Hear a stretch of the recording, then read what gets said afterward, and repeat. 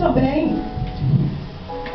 A gente vem para aqui com aquele peso que está na frente da obra, um peso que só Deus sabe. Se a gente não lutar contra aquilo, a gente não vem para a casa de Deus. Mas eu quero dizer para você que é no momento que você está assim, é aí que você tem que vir para a igreja. É aí que você tem que vir, porque a vitória sua está nessa área.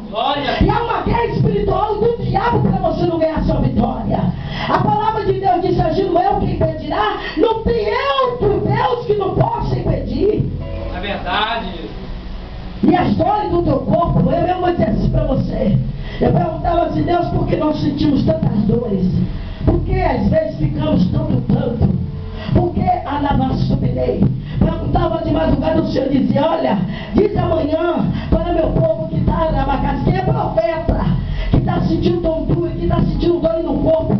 Sabe o que é isso? É guerra espiritual. Alguém está fazendo macumba para você, alguém está orando ao contrário para você. Você tem que reagir e colocar os dons de Deus que Ele te deu para você pelejar por você. Pensa que é anjo que vai pelejar? Não! Quem tem que pelejar é você.